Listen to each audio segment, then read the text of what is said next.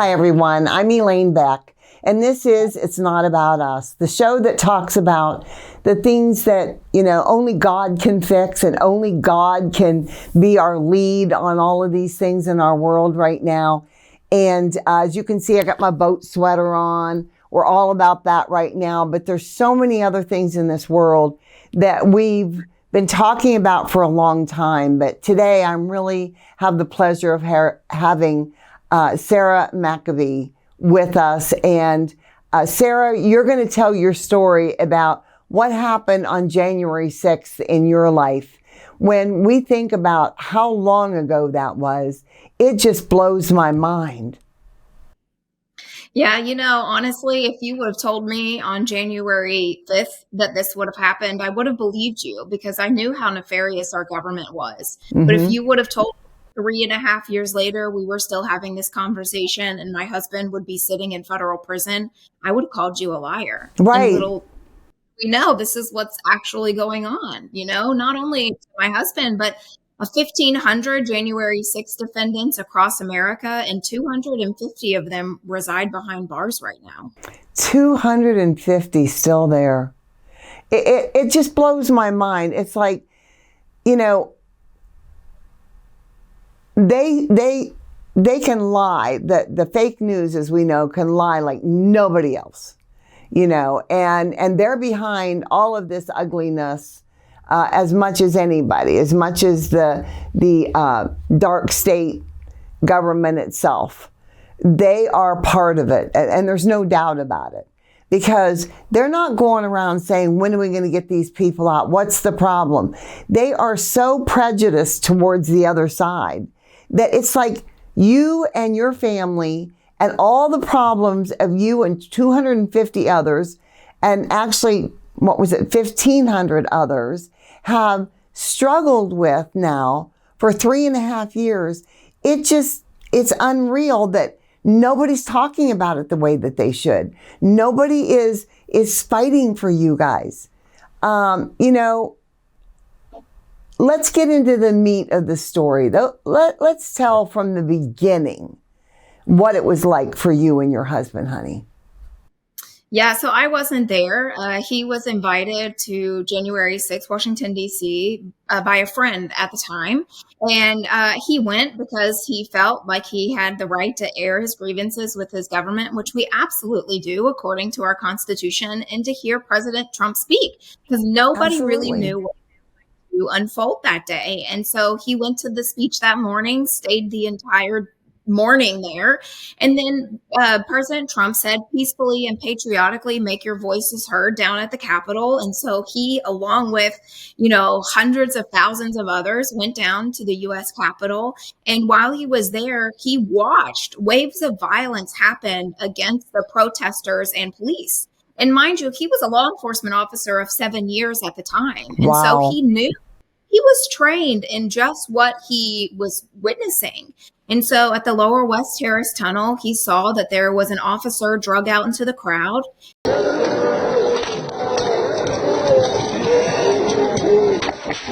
He could not get to that officer, so he went to aid another officer that was on the ground.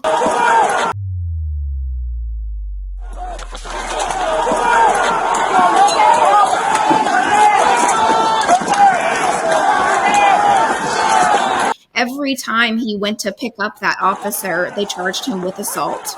And he, off to his left, he tried to save Roseanne Boylan. He's pointing at her and pointing at Metropolitan Police Officer Lila Morris. And he yells at her to stop killing that girl.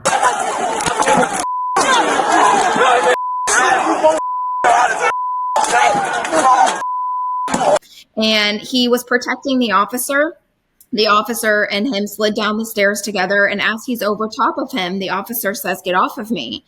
And he says, "I'm helping you." And he said, I know, help me up.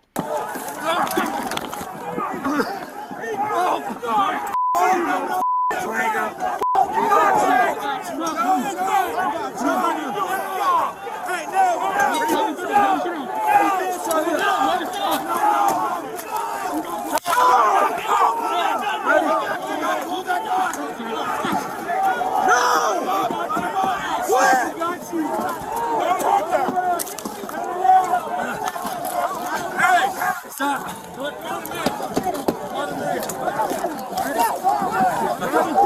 go of your hood. I know, help me up.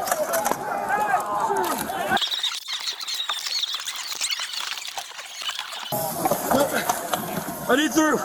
And so he rolls him over to his side, walks him back up to the line of officers to get medical aid, goes to find Roseanne Boylan because they had moved her away. Collectively, the group of men decide to pick her up to take her back to the police because that's what you do to try and get help for somebody. Right. I need compression. Give her chest compressions and they drag her away like she was a dead animal. They literally pick her up by her ankles and drag her away. And he's standing there in such disbelief of what he had just witnessed. And a third officer saw the entire situation go down within those 7 minutes and thanked him twice on camera for his help that day. Thank you. Hey, thank you, man. Appreciate you. Don't spray me, man. I'm not freaking hurting anybody. I got you, all right? I'm out. Yo, I think I just broke my shoulder. I mean, can I get in? I can't go back that way, man. And then he had been assaulted by the police as he was trying to give aid. And so a good Samaritan came up to get him and take him to a medical tent. So 7 minutes of his life, all on body camera footage and cell phone footage around. It didn't matter. 8 months later, August 17th of 2021, the FBI came and raided our home. And little did I know that was the last time I would see my husband for 597 days. Because not only is the whole situation the punishment, the process is the punishment. And so they denied them religious services, denied them visitation. They couldn't even get a haircut. These defendants didn't go outside for over a year to even get fresh air. They made them wear COVID masks inside their cells in their living area inside of the jail, yet they weren't allowed to leave that area. But for them to come outside to make a phone call, to take a shower in the general living area, they had to wear a COVID mask. And it just goes back to they want to make it as painful as possible for us, people like you and I, to say, you know what, we're not going to question our government. Okay, so let's go clear back because I sort of lost you there, okay? So now, on one hand, I'm hearing he was trying to help police officers because somebody was injuring them. And on the other hand, I'm hearing the officers were attacking him. So help me clear that up. So he went to pick up the officer on the ground who was not getting assistance from the police officers. And while he was picking the officer up, 2 other officers assaulted him with batons. Okay, so there was good officers and bad officers? Is that what I'm hearing? I personally believe, based on all of the research that I have done, I believe that there were good and bad officers there that day. I believe the officers were set up by their own people and just didn't know what to do. Right. I have felt and seen, many other people talk about how there was plants there. There was people there that were trying to make it look like this horrible riot. And there was going to be all these deaths and that it was all because of President Trump. And just, that we the people came in and forced ourselves in and was doing all kinds of debauchery, right? But then when you saw the actual tapes and stuff, you saw that, yes, there were people who were trying to get in. But it wasn't the people that ended up in the building that you saw on the tapes doing nothing. And the only police officer or person that was killed, actually killed during it, was someone who was totally innocent and she was attacked. And now to hear that, actually there was police officers, because it sounds to me like there was ones that were trying to help each other, including your husband being an officer somewhere else, saw an officer in distress and down, tried to help them, and then he was attacked by other officers. How much sense does that make? Unless the only thing I can think of is, did they think that he was the one trying to injure the officer, so they felt, at that moment. So in a moment, you could, with all this chaos going on, you could question who was the good guy and who was the bad guy, whether it was someone that was a we the people, just the average person, or it was a police officer. But the reality is none of that made sense. You know, there was a lot of chaos on January 6th, and what it has shown is that our nation's capital is trained or is protected by an untrained police force. Because these individuals, you know, were a part of the Summer of Love in 2020. These individuals, when President Trump was inaugurated in 2017 and they overtook the city, there had been demonstrations there before. However, there were no National Guard. As we know, Nancy Pelosi and Mayor Bowser denied the National Guard being there. And not only Capitol Police, but you had Metropolitan Police that were there that were not trained on U.S. Capitol grounds, just in the districts that they were in. I would say there were very few, what I would say, good officers that day, because officers should not be beating protesters. They were hitting them in the head with batons. That is excessive use of force. And you're right. It was so chaotic that you had no idea what was going on. However, if we had true justice system in America, these individuals that were trying to help, that didn't do anything wrong, that were either protecting themselves in self-defense or protecting others around them in defense of a third party, that would have been weeded out. These individuals would have been exonerated. However, that is not allowed in Washington, D.C. Not one case has even been moved out of Washington, D.C. And I will say there were 4 American citizens that died on January 6th. Ashley Babbitt was shot by a Capitol Police officer, Bird. Roseanne Boylan was beaten to death by Metropolitan Police officer Lila Morris. That is who my husband was trying to save. Kevin Greason and Benjamin Phillips both died in the crowd that day, and they did not get the medical aid that they should have gotten. And one officer the day after, Officer Brian Sicknick, and that is because he had a stroke on January 6th, and his own sent him home to go to sleep because they did not give him medical aid. In my opinion, they wanted it to be a bloodbath. They wanted it to be much worse than what it was. And that is why the media still pushes the narrative of what you and I know to be, which is not the truth. Right. Absolutely. And the more I talk to you, the more I'm hearing things that I really hadn't heard before. And you're making it very clear, and so grateful. I mean, I can't wait to put this out on air because you're making it clear that, you know, I knew that there had to be some bad guys that they sent in to entrap all of us and to make it look like, you know, President Trump was out to cause this terrible event, and that it was his people that were doing this. But it's becoming more and more obvious that they had used not the average person to cause the ruckus. They had trained bad police officers who were told, I don't care what you have to do. I mean, this is what it sounds like. I don't care what you have to do. I don't care if you have to kill other officers that are siding with we the people. Anybody siding with them, you do what you have to. You get rid of them, or you put them in a position where we can put them in jail and use them as people that are going to be the face of the evil supposedly that we did, when actually it was all a setup. Does that sound right? No, absolutely. And that is why, you know, they even have congressional hearings that aren't aired where they're interviewing the Capitol Police, the Metropolitan Police. They're bringing in whistleblowers. But there is no true investigation into January 6th to figure out who the bad actors are, to figure out how long this had been planned for just innocent people to walk in on January 6th to Washington, D.C., unsure of what was going to happen to them.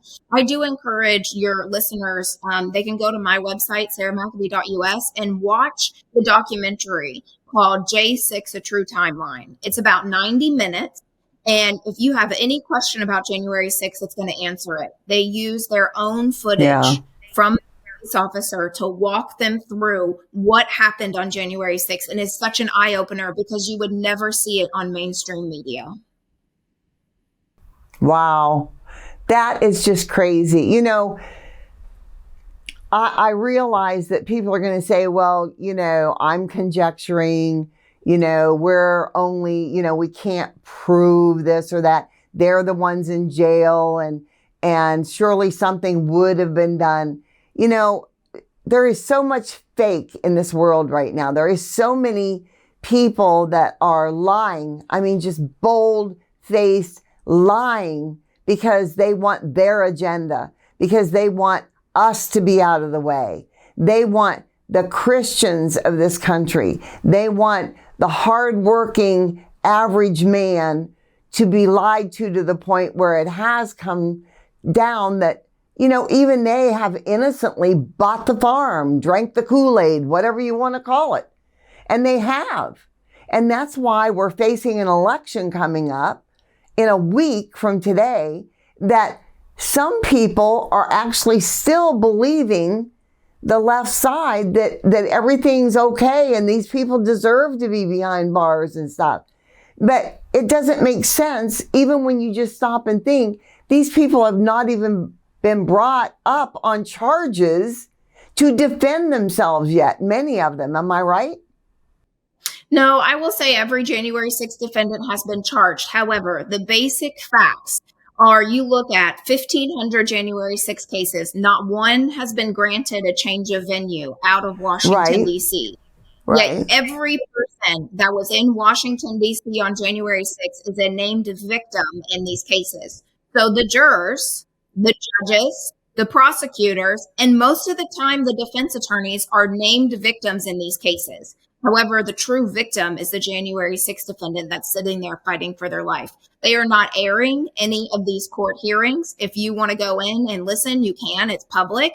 But most of the time, they don't even have a media room for media to truly cover the trials and the sentencing. There's a 99.6 conviction rate for January 6th defendants. And most of the time, the Department of Justice only has a 60% conviction rate. It's the largest manhunt in FBI history, and it's the largest prosecution in the Department of Justice's history. And you just look at those four basic facts, and you say, this is fair. This, for anybody across the board, this is political persecution at its finest.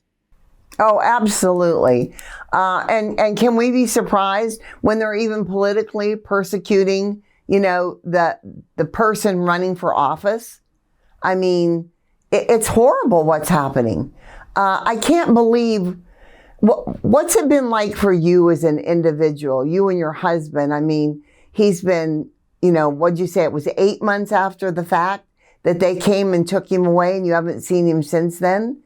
And I mean, your world probably turned completely upside down, and it doesn't make any sense anymore. No, we absolutely are in the fight of our lives. It gets no bigger than when you walk into the courtroom and hear the United States of America versus your loved one. I mean, just to know that you have the full backing of the federal government. They have an endless purse and they have endless resources to come against you. And we were just your average family. He was a law enforcement officer and I worked in corporate America. And I will say, only by the grace of God, not only do I believe my husband and myself will be okay, but all of these families. Yes. There is something bigger. I believe that the federal government wants to destroy these people mentally, emotionally, spiritually, financially is a big one. And if they can't break them, they try to break them physically. It was 597 days before I saw my husband, a year and a half before I was able to lay eyes on him. Wow. He was housed in Washington, D.C. 26 months before he had a trial. And then he was found guilty on all charges and then sentenced to 70 months in federal prison. That is just unheard of. I have had attorney generals look at his case. I have had defense attorneys across America, federal prosecutors look at his case, and they say based on, he shouldn't have been charged with those charges based on the evidence that they had. The evidence exonerates him on every single charge that they charged him with. But because he was judged by a jury of nobody's peers, in my opinion, in Washington, D.C., and sentenced by a judge who looks at them as just scum of the earth, that they are not human beings, and they have had their lives destroyed at the hands of the federal government, why bystanders, American patriots, sit idly by and they don't want to touch it because it's too political. Our own representatives that are Republican conservative representatives will not even have a conversation with us because January 6th is too political. And that is where I feel like I am disheartened the most, because I feel like, you know, the facts in front of you. We should be forging ahead for investigations. I would Absolutely. have that if we had enough good American patriots in government to say, you know what, you wouldn't let us to do it to your people in the summer of love in 2020. You're not doing it to our people. Yet it seems like the only representatives that touch it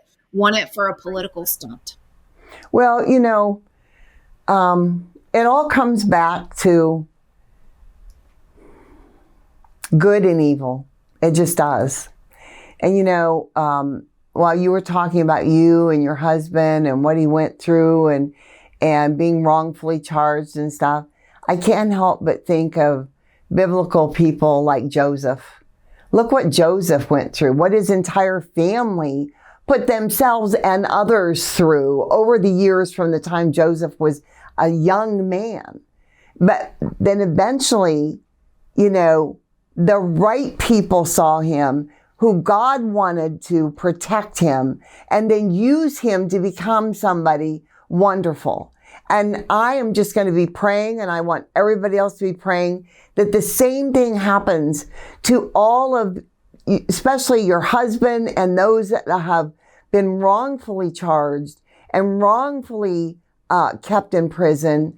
And I hope that, you know, like Job, and all of the persecution he went through, I hope that when they all come back, that their lives become bigger and better than they ever were. And I think we all should be praying for that. It's so hard to live in a country that I lived when I was a little girl.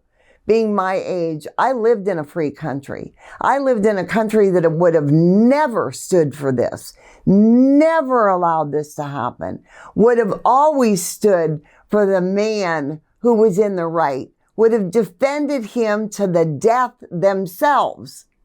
And now we're seeing this happen. This makes it so much like everything else in this world. You know, we're making history still, like Job and David and Joseph and all of the men of the Bible lived through history. They all dealt with the government. Who was the most persecuted ever by the government on earth? Jesus Christ himself. They put him to death because he did good and they looked bad. And that's what's happening now. In order to make they think themselves look good, they're trying to make other people look bad. May the Lord bless you. May the Lord touch you and your husband and all the others. From this moment forward, I am just seeing into the future and knowing that, you know, when President Trump becomes president, there is going to be a revival in this country, and I hope it starts with these persecuted people that did not deserve it. I just pray that as strongly as I can. I give you so much credit, dear, that you've hung in there, that you're fighting for the right, and you've been strong. And I hope that the men of this country finally come to their knees and stand up and do the right thing. Because if they don't deserve this wonderful country. They don't deserve anything if they don't fight for what's right. And the fact that they didn't fight for your husband and the other people just makes me very sad. And it's something I pray about every day, that God will bring a revival on this land, and it'll start with you and your family. No, yes, and I just encourage from all this. Yes, and I encourage your listeners, you know, it goes back to faith without works is dead. And I believe the Lord has equipped us very much for a time of this. You look at the verse of Esther, and everyone wants to say, oh, Sarah, you were chosen. You and your husband were chosen for such a time as this. But the very beginning of that verse says, if you don't take care of the people, my people, I will find somebody else to do it, and I will kill you and your family, comma, but. Maybe you were born for such a time as this. And so I encourage every American citizen out there, it doesn't matter what side of the political spectrum you sit on. We have steered so far away from our founding documents and what America was truly founded on, Christianity and biblical principles. We have to go back to that. I believe it's going to be we the people that take our country back. I love what your show is called, Not About Us, because it's not about you and I sitting here. It's about every single spreading this knowledge, spreading the word of God, and going back to the roots of what America was truly founded on. Amen, honey. And you know, it's one of my goals, once this election's over and we get this stuff straightened out, that we get your husband. My heart bleeds for you guys. It really does. When I just want to see the men in this country, though, stand up. It just disheartens me to see that so many of us have seen this, known what's happening, and really aren't doing anything but talking about it. Let's quit talking. Let's get in the fight. Let's stand for Jesus. Let's stand for the people that love Jesus and that are his children. We are supposed to be together in this, not alone. Just like the voting right now, we have to vote for President Trump or your husband and nobody else is going to be free. We have to take action. Action doesn't mean you sit at home and say, well, I don't like that guy and I like this one and I don't like, that doesn't fix anything. You get off your duff, you get in your car, you go vote, you take it in, you stand in line, you do whatever you have to. But we have to make sure that everybody votes, particularly the Christians. Don't call yourself a Christian and sit at home right now and not go vote, because the Bible is explicit about the fact that God is over the government. How can he be over the government when his own children will not stand for him? How can he? We are taking that away. We are doing it to ourselves. People, when I hear your story, Sarah, it humbles me like never before. When I think of what you and your husband and the other 250 families have gone through, it just makes me feel so humbled to realize that we think we have problems. We think that there's hardships. We think that we have things to be upset about.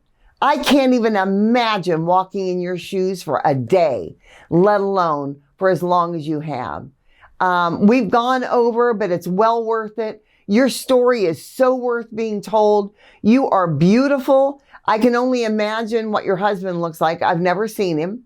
But if he belongs on your arm or you on his, he must be a handsome, wonderful young man. And knowing that he was an officer, someone who was defending what is right, according to the Constitution, that I'm sure he had to, say that he would defend it when he became an officer. God bless you. And to all my listeners, get out there and vote. Think of Sarah and her husband. Think of what they've been through. You cannot tell me there's anything in your life right now that's more important than making sure that this never happens again in this country. And the only way to stop it is to go vote for Donald Trump. Sarah, God bless you. You are just the sweetest thing. I would do a show with you any day. If you want to do another show, let's plan the next show being you talking about and being with your husband. I can't wait. Yes, absolutely. God Thank bless you so much for having me. Thank you. Oh, thank you, honey, and God bless you. And God bless all of the listeners and people that follow this. Remember, it's not about us, because it's not. It's about what God is doing. And we are going to honor him by sharing the stories of people like Sarah and her husband, and knowing that God is there, that he will never turn his back on them. And the fact that they know that just touches my heart. So God bless you all. And as you know, I'm always praying for all of you.